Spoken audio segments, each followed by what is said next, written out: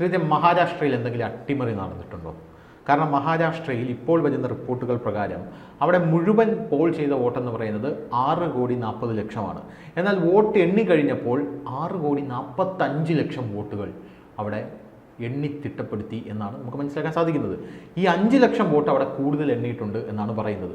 5,00,000 vote അവിടെ കൂടുതൽ എണ്ണുമ്പോഴുള്ള പ്രശ്നമെന്ന് പറഞ്ഞാൽ അത് ഗുരുതരമായിട്ടുള്ള ഒരു പ്രശ്നമാണ്. കാരണം ഈ 5,00,000 വോട്ട് എത്രയധികം ആൾക്കാരെ വിജയിപ്പിക്കാൻ ഉതകും എന്ന് നമുക്ക് എല്ലാവർക്കും അറിയാം. സ്പ്ലിറ്റ് ചെയ്ത് കൊടുക്കേണ്ട കാര്യമേ ഉള്ളൂ. പക്ഷേ തെരഞ്ഞെടുപ്പ് കമ്മീഷൻ എന്താണ് ഇതിൽ പറയുന്നത്? ഇത് ഗുരുതരമായിട്ടുള്ള വീഴ്ചയല്ലേ? എവിടെയാണ് ഈ വീഴ്ച പറ്റിയത്? അത് ഇതൊരു വ്യാജ വാർത്തയാണോ? എന്തായാലും ഇന്ത്യയിലെ ഒരു പ്രമുഖ മാധ്യമ സ്ഥാപനമാണ് ഇതിനെക്കുറിച്ച് ഒരു റിപ്പോർട്ട് പുറത്തു കൊണ്ടുവന്നിട്ടുള്ളത്. തെരഞ്ഞെടുപ്പിന് പിന്നാലെ തന്നെ കോൺഗ്രസിൻ്റെ നേതാക്കൾ ഉൾപ്പെടെ വലിയ വിമർശനമാണ് ഉന്നയിച്ചിരുന്നത്. തങ്ങൾ ഇത്തരം ഒരു ബലം പ്രതീക്ഷിച്ചിട്ടില്ലെന്നും ഹരിയാനയ്ക്കും സമാനമായ ഒരു ആരോപണം ഉന്നയിച്ചിരുന്നു. കാരണം വർഷങ്ങളായി തന്നെ EVM കുറ്റം പറഞ്ഞാണ് ഇപ്പോൾ കോൺഗ്രസ് കഞ്ഞി കുടിച്ച് ജീവിക്കുന്നത്. കാരണം കോടതിയിൽ തന്നെ ഇതുമായി ബന്ധപ്പെട്ട ഒരു ഹർജി ഇടക്കാലത്തുണ്ടായിരുന്നു. ആ 2 ദിവസം മുൻപെന്തോ ഒരു ഹർജി ഉണ്ടായിരുന്നു. ആ ഹർജിയിലായിരുന്നു കോടതി തന്നെ ഇങ്ങനെ ഒരു സമാനമായൊരു പരാമർശം ഉണ്ടായിരുന്നു. വിജയിക്കുമ്പോൾ EVM കുറ്റമില്ല, വിജയിച്ച് കഴിഞ്ഞതിന് ശേഷമായിരുന്നു വലിയ വിമർശനം ഉന്നയിക്കുന്നത് എന്തിനെന്ന രീതിയിൽ ആ ഹർജി തള്ളുന്ന പ്രസ്താവനയിൽ ഹർജി തള്ളുന്ന ഒരു നിലപാടുണ്ടായിട്ടുണ്ട്. എന്തായാലും ഇത് വളരെ ഗൗരവപരമായൊരു ആരോപണമായിരുന്നു. 6,40,00,000 അധികം പേരായിരുന്നു ആ തെരഞ്ഞെടുപ്പിൻ്റെ ഭാഗമായി വോട്ട് ചെയ്തത്. പക്ഷേ ഈ പോൾ ചെയ്തതിനേക്കാൾ 5,00,000 വോട്ട് കൂടുതൽ എണ്ണിയതായാണ് ഈ മാധ്യമ സ്ഥാപനം റിപ്പോർട്ട് ചെയ്തിരിക്കുന്നത്. അതിൻ്റെ പിന്നാലെ അത് ഏറ്റെടുത്തുകൊണ്ട് ഇന്ത്യ സഖ്യവും പ്രത്യേകിച്ച് കോൺഗ്രസ് നേതാക്കൾ രംഗത്തെത്തി. അവർ തുടർച്ചയായി തന്നെ എന്തായാലും കോൺഗ്രസ് തങ്ങളുടെ സംഘടനാ സംവിധാനം തകർന്നത് കൊണ്ടാണ് പരാജയപ്പെടുന്നതായി നമുക്ക് ഇന്ത്യയിലെ ജനങ്ങൾക്ക് തന്നെ അറിയാം. കാരണം ഈ 2004 മുതൽ 2014 വരെ വലിയ രീതിയിൽ ജനവിരുദ്ധ പ്രവർത്തനങ്ങളുമായി ഭരണവിരുദ്ധ വികാരമുള്ളത് കൊണ്ടായിരുന്നു പരാജയപ്പെട്ടതായി ജനങ്ങൾ എന്തായാലും പരാജയപ്പെടുത്താൻ കാത്തിരിക്കും. ഇപ്പോൾ ചിലപ്പോൾ അടുത്ത 2026 തെരഞ്ഞെടുപ്പിൽ ഇപ്പോൾ കോൺഗ്രസ് തിരിച്ചു വരുന്നു, പിണറായി സർക്കാർ ദയനീയമായി പരാജയപ്പെടുമ്പോൾ അത് ഇനി ഹാക്ക് ചെയ്തെന്ന് പറഞ്ഞിട്ട് കാര്യമുണ്ടോ? അത് ജനങ്ങൾ ചിന്തിച്ചെടുക്കുന്ന ഒരു തീരുമാനമാണ്. അതിന് സമാനമായ രീതിയിൽ തന്നെ 2004 അന്ന് BJPക്കായിരുന്നു ഏറ്റവും വലിയ ഒറ്റകക്ഷിയായിരുന്നു. പിന്നീട് CPM കോൺഗ്രസും എല്ലാം ചേർന്ന് അധികാരത്തിൽ വരുന്നു. ആ സർക്കാർ പല ജനകീയ പദ്ധതികളും ഉണ്ടാക്കിയിട്ടുണ്ട്. ഇപ്പോൾ തൊഴിലുറപ്പ് പദ്ധതിയായാലും അത്തരത്തിലുള്ള വലിയ പദ്ധതികൾ രംഗത്ത് വരികയായിരുന്നു. അതിനുശേഷമായിരുന്നു അടുത്ത 2009 തെരഞ്ഞെടുപ്പിൽ കോൺഗ്രസ് തന്നെ ഒറ്റയ്ക്ക് 206 സീറ്റ് നേടി വലിയ ഭൂരിപക്ഷത്തിൽ വീണ്ടും അധികാരത്തിൽ വന്നു. പിന്നീടാണ് നാം ചരിത്രത്തിലില്ലാത്ത രീതിയിൽ വലിയ അഴിമതി കഥകൾ പുറത്തു വരുന്നത്. 2G, അതോടൊപ്പം തന്നെ കൽക്കരി കുംഭകോണം, പിന്നീട് കോമൺവെൽത്ത് അഴിമതി കേസ്, കോമൺവെൽത്ത് ഗെയിം ഉണ്ടല്ലോ, അതുമായി ബന്ധപ്പെട്ട് ഡൽഹിയിൽ വലിയ അഴിമതി ഉണ്ടാകുന്നു. പിന്നെ നിർഭയ സംഭവം ഉണ്ടാകുന്നു. അങ്ങനെ ഈ കോൺഗ്രസ് സർക്കാരിനെതിരെ നിരന്തരം വിവാദങ്ങൾ ഉണ്ടാകുന്നു. അതോടൊപ്പം തന്നെയാണ് അന്ന് ഈ ലോക്പാൽ ബില്ലുമായി ബന്ധപ്പെട്ട് അന്ന് യുവ നേതാവായിരുന്ന രാഹുൽ ഗാന്ധി ഈ മൻമോഹൻ സിംഗിൻ്റെ തന്നെ ബില്ല് അവതരിപ്പിക്കുന്നു. ലോക്പാലുമായി ബന്ധപ്പെട്ട് എന്തോ ഒരു ബില്ല് അവതരിപ്പിക്കുന്നു. അതിനെ ഇദ്ദേഹം തന്നെ വലിച്ചുകീറി കളയുകയാണ്. പത്രസമ്മേളനം വിളിച്ച് ഇദ്ദേഹം തന്നെ വലിച്ചുകീറി കളയുന്നൊരു സാഹചര്യമുണ്ടായി. ഇതെല്ലാം കോൺഗ്രസിന് തന്നെ വലിയ തിരിച്ചടിയായി മാറുന്നൊരവസ്ഥയുണ്ടായിരുന്നു. ആ പരാജയത്തിന് ശേഷമായിരുന്നു പിന്നീട് ഏത് തിരഞ്ഞെടുപ്പ് വന്നാലും കോൺഗ്രസ് പരാജയപ്പെടുകയാണ്. അങ്ങനെ പരാജയപ്പെട്ടുകൊണ്ട് നിൽക്കുമ്പോഴാണ് ഇപ്പോൾ അതേ അവസാന ഘട്ടത്തിൽ EVM പഴിചാരുന്നത്. എന്തായാലും ഈ മാധ്യമ സ്ഥാപനവും അതിന് കൂട്ടുനിൽക്കുകയാണ്. 5,00,000 വോട്ട് എണ്ണിയില്ല എന്നാണ് ഈ സ്ഥാപനം പറഞ്ഞ് രംഗത്ത് വന്നത്. പല ബൂത്തുകളും വ്യാജമെന്നാണ് തെരഞ്ഞെടുപ്പ് കമ്മീഷൻ പറഞ്ഞിരിക്കുന്നത്. അതിൽ കൃത്യതയുണ്ട്. കാരണം ഇത് EVM മാത്രം കണക്കാണ്.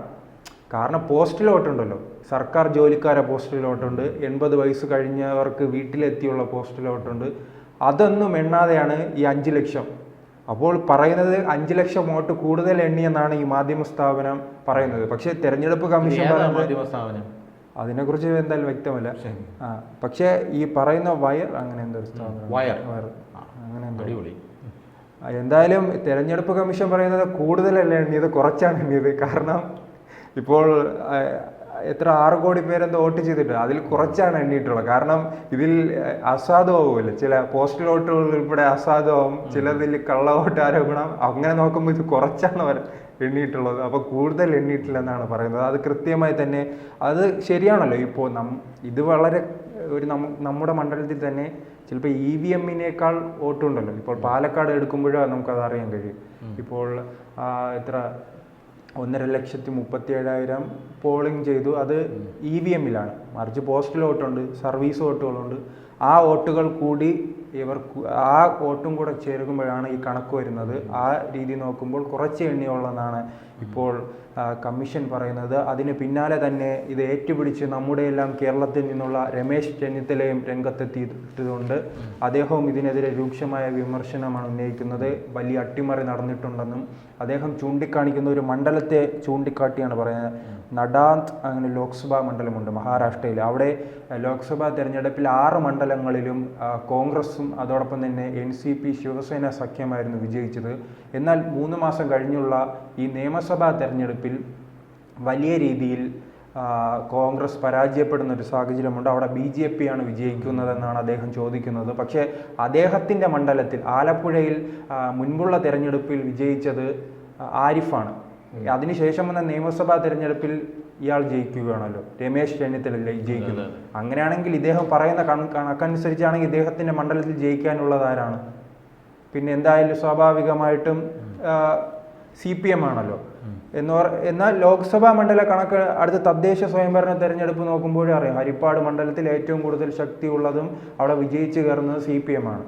ആകെ ലഭിക്കുന്നത് ഇയാൾ മാത്രം, ഈ രമേശ് ചെന്നിത്തല നിൽക്കുമ്പോൾ മാത്രമാണ് അവിടെ വിജയിച്ചു കയറുന്നത്. അതിന് നാം ഡൽഹിയിലേക്ക് പോവുകയും ചെയ്യുമ്പോൾ ഡൽഹിയിൽ കഴിഞ്ഞ എല്ലാ തെരഞ്ഞെടുപ്പുകളിലും ലോക്സഭയിൽ പൂർണ്ണമായി തന്നെ 7 സീറ്റ് BJP വിജയിക്കുകയാണ്. മറിച്ച് നിയമസഭയിലേക്ക് പോകുമ്പോൾ പൂർണ്ണമായി തന്നെ അവിടെ BJP പരാജയപ്പെടുകയാണ്. BJPക്ക് 2015-ലോ 20-ലോ ഉള്ള തെരഞ്ഞെടുപ്പിൽ ലഭിച്ചത് 3 സീറ്റായിരുന്നു. 67 seat Aam Aadmi party AAP പിടിക്കുന്നു. അതിനു മുമ്പുള്ള ലോക്സഭാ തെരഞ്ഞെടുപ്പ് 7 സീറ്റും BJP നേടുക. അതിന് സമാനമായി തന്നെയാണ് വീണ്ടും ഒരു തെരഞ്ഞെടുപ്പ് വന്നപ്പോൾ BJP 7 സീറ്റ് നേടുന്നു. പിന്നീട് അത് 62-8 എന്ന രീതിയിലേക്ക് മാറുകയാണ്. ഇപ്പോൾ വീണ്ടും ഇലക്ഷൻ വരികയാണ്. ചിലപ്പോൾ അവിടെ AAP സർക്കാർ തന്നെ വീണ്ടും അധികാരത്തിൽ വരും. ഇപ്പോഴും 7 അവിടെ എല്ലാ ലോക്സഭാ തെരഞ്ഞെടുപ്പിലും പൂർണ്ണമായി 7 സീറ്റ് നേടുന്ന BJP നിയമസഭയിലേക്ക് പോകുമ്പോൾ പരാജയപ്പെടുകയാണ്. അതുകൊണ്ട് ഇത് താരതമ്യം ചെയ്യാൻ പറ്റില്ല. ഈ രമേശ് ചെന്നിത്തല എന്തായാലും ഇത് താരതമ്യം ചെയ്താണ് രംഗത്ത് വന്നിരിക്കുന്നത്. വലിയ പരാജയമാണല്ലോ, ചരിത്രത്തിലില്ലാത്ത വലിയ പരാജയത്തിന് പിന്നാലെയാണ് EVM-നെ കുറ്റം പറഞ്ഞാണ് എന്തായാലും ഈ രമേശ് ചെന്നിത്തല പിടിച്ചു നിൽക്കാൻ ശ്രമിക്കുന്നത്. അദ്ദേഹം പല ബൂത്തുകളിലും ഈ കണക്ക് പറയുന്നു. തങ്ങളുടെ ബൂത്ത് അടിസ്ഥാനത്തിൽ ലോക്സഭാ തെരഞ്ഞെടുപ്പിൽ തങ്ങൾക്ക് ഭൂരിപക്ഷം ലഭിച്ച പല ബൂത്തുകളിലും ഇപ്പോൾ BJP-യും അതോടൊപ്പം തന്നെ ശിവസേനയും NCP എല്ലാം മുന്നേറ്റം കാഴ്ചവെക്കാൻ കഴിഞ്ഞുവെന്ന് അദ്ദേഹം പറയുന്നു. എന്തായാലും ആ മണ്ഡലങ്ങളിൽ ആ പരാജയത്തോടു കൂടി തന്നെ അവർ ഒരു പഠിക്കാൻ തയ്യാറായിട്ടുണ്ട്. ഇപ്പോൾ CPM-ന് അത്തരത്തിലുള്ളതുണ്ട്. ഒരു പരാജയം ഉണ്ടായാൽ എന്താണ് ആ മണ്ഡലത്തിൽ സംഭവിച്ചത്, ആർക്കാണ് തങ്ങൾക്ക് വോട്ട് ചെയ്യാത്തതും അതിനെങ്ങനെ കവർ ചെയ്യാമെന്നും CPM-ഉം BJP-യും പാഠം പഠിക്കും. ആ പാഠം ഉൾക്കൊണ്ടായിരിക്കും അവർ മറുതന്ത്രവുമായി രംഗത്തിറങ്ങുകയും വലിയ വിജയം ഉണ്ടാക്കുകയും ചെയ്യുന്നത്. അത് നാം രാജ്യത്തുടനീളം BJP-യുടെ ഭാഗത്തു നിന്നും കാണുന്നു. കേരളത്തിലേക്ക് വരുമ്പോൾ അത് CPM-ന്റെ ഭാഗത്തു നിന്നും കാരണം ഒരു ബൂത്തിൽ തന്നെ വോട്ട് കുറയുമ്പോൾ ആരെ വോട്ടാണ് നഷ്ടപ്പെട്ടത്, ഏത് മേഖലയിൽ നിന്നാണ് നഷ്ടപ്പെട്ടത്, അതെങ്ങനെ തിരിച്ചു പിടിക്കാമെന്ന തന്ത്രവുമായിരിക്കും രംഗത്ത് വരുന്നത്. അത് നാം ഇപ്പോൾ കേരളത്തിൽ തന്നെ കാണുന്നുണ്ട്. കഴിഞ്ഞ ലോക്സഭാ തെരഞ്ഞെടുപ്പിൽ വലിയ രീതിയിൽ CPM-ന് വോട്ട് നഷ്ടമായതിന് പിന്നാലെ ഇപ്പോൾ CPM ഈ ജമാഅത്തെ ഇസ്ലാമിയും SDP അടക്കമുള്ള സംഘടനകളെ വലിയ രീതിയിൽ വിമർശിച്ച് തങ്ങൾക്ക് നഷ്ടമായ ഹൈന്ദവ വോട്ടുകൾ എങ്ങനെയെങ്കിലും തിരിച്ചെത്തിച്ച് 2026-ൽ അധികാരം നേടാമെന്ന തയ്യാറെടുപ്പുകൾ ഇവിടെ CPM ആരംഭിച്ചിട്ടുണ്ട്. ഇതിനിടയിലും ഇപ്പോൾ രമേശ് ചെന്നിത്തല എടുത്ത് ചോദിച്ചാൽ അദ്ദേഹം പറയും കഴിഞ്ഞ തെരഞ്ഞെടുപ്പിൽ ലോക്സഭാ തെരഞ്ഞെടുപ്പ് വലിയ മികച്ച വിജയം നേടാൻ കഴിഞ്ഞു, അതിനാൽ തന്നെ ഞങ്ങൾ വീണ്ടും 2026-ൽ അധികാരത്തിൽ വരുമെന്നായിരിക്കും അദ്ദേഹത്തിൻ്റെ പ്രസ്താവന. മറിച്ച് അവിടെ CPM പ്രവർത്തനവുമായി മുന്നോട്ട് പോവുകയാണ്, എങ്ങനെയായാലും അധികാരത്തിൽ വരാം. അതിന് സമാനമായ രീതിയായിരുന്നു ലോക്സഭാ തെരഞ്ഞെടുപ്പിൽ വലിയ പരാജയത്തിന് പിന്നാലെ ഈ ദേവേന്ദ്ര ഫഡ്നാവിസിൻ്റെ നേതൃത്വത്തിൽ വലിയ പ്രവർത്തനവുമായി മുന്നോട്ട് പോകുന്ന അദ്ദേഹം ഈ RSSൻ്റെ സഹായം അഭ്യർത്ഥിക്കുകയാണ്. കാരണം ഈ കഴിഞ്ഞ ലോക്സഭാ തെരഞ്ഞെടുപ്പ് RSS പല മണ്ഡലങ്ങളിലും വിട്ടുനിൽക്കുന്ന സാഹചര്യം ഉണ്ടായിട്ടുണ്ട്. ആ സാഹചര്യം കൊണ്ട് തന്നെ വലിയ പരാജയം ഉണ്ടാകുന്നു. ഉത്തർപ്രദേശിലായാലും മഹാരാഷ്ട്രയിലായാലും ഉണ്ടാകുന്നു.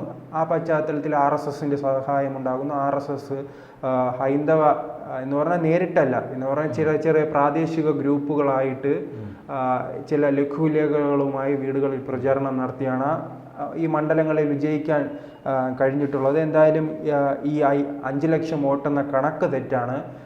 അത് തിരഞ്ഞെടുപ്പ് കമ്മീഷൻ പറയുകയാണ്. 5 ലക്ഷത്തിൽ ഈ EVM-ൻ്റെ മാത്രമാണ് വന്നിട്ട്. ഇതിന് പിന്നാലെ ആ മാധ്യമ സ്ഥാപനവും ഖേദപ്രകടനവുമായി രംഗത്ത് വന്നിട്ടുണ്ട്. ചില തെറ്റുകൾ പറ്റിയിട്ടുണ്ട്. പക്ഷേ ഇപ്പോൾ അവർ 5 ലക്ഷത്തിൽ നിന്ന് 30,000-ത്തിലധികം വന്നിട്ടുണ്ട്. 30,000 വോട്ട് കൂടുതൽ എണ്ണിയതായും അതോടൊപ്പം തന്നെ ചില മണ്ഡലങ്ങളിലെ വോട്ട് വ്യത്യാസം വന്നതായും എല്ലാം രംഗത്ത് വന്നിട്ടുണ്ട്. അതോടൊപ്പം തന്നെ ഇപ്പോൾ പുറത്തു വരുന്ന, പിന്നീട് നാം അവിടുത്തെ മുഖ്യമന്ത്രി ചർച്ചയിലേക്കും കടക്കേണ്ടിയിരിക്കുന്നു. അവിടെ മുഖ്യമന്ത്രിയായി BJP-യിൽ ഇപ്പോൾ തർക്കം രൂപപ്പെട്ടിട്ടുണ്ട്. ശിവസേനയും അതോടൊപ്പം തന്നെ BJP-യുമായി തർക്കത്തിലേക്ക് കടന്നിട്ടുണ്ട്. ദേവേന്ദ്ര ഫട്നാവിസും അതോടൊപ്പം തന്നെ ഷിൻഡെയും തമ്മിലുള്ള തർക്കം രൂക്ഷമാണ്. ഇപ്പോൾ അവസാന ഘട്ടത്തിലും ഷിൻഡെ മുഖ്യമന്ത്രി സ്ഥാനം ആവശ്യപ്പെടുന്നു. അല്ലെങ്കിൽ കേന്ദ്രത്തിൽ ഒരു കേന്ദ്ര ക്യാബിനറ്റ് മന്ത്രി, അതോടൊപ്പം തന്നെ അദ്ദേഹത്തിൻ്റെ മകനെ ഉപമുഖ്യമന്ത്രിയാക്കണം. അങ്ങനെ കുറച്ച് തീരുമാനങ്ങൾ അദ്ദേഹം ഈ കേന്ദ്രത്തെ അറിയിച്ചിട്ടുണ്ട്. അതിനുമായി ബന്ധപ്പെട്ടും ചർച്ച നടക്കുകയാണ്. ഇപ്പോൾ എന്തായാലും ദേശീയ തലത്തിൽ മഹാരാഷ്ട്രയാണ് ചർച്ചാ വിഷയം. ആരാണ് അവസാന ഘട്ടത്തിൽ മുഖ്യമന്ത്രിയാകാൻ പോകുന്നതെന്ന ചർച്ച. അതോടൊപ്പം തന്നെ ഈ വോട്ട് 5 ലക്ഷം വോട്ട് കൂടുതൽ എണ്ണിയതെന്ന മാധ്യമ സ്ഥാപനത്തിൻ്റെ ഈ ഒരു അനാവശ്യമായ വിവാദം, അതിനെല്ലാം തിരഞ്ഞെടുപ്പ് കമ്മീഷനും തള്ളിക്കളയുന്നു. എന്തായാലും വിജയം കൊയ്തതിന് പിന്നാലെ ഡൽഹിയും ബീഹാറും പിടിക്കാനുള്ള തയ്യാറെടുപ്പിലാണ് BJP.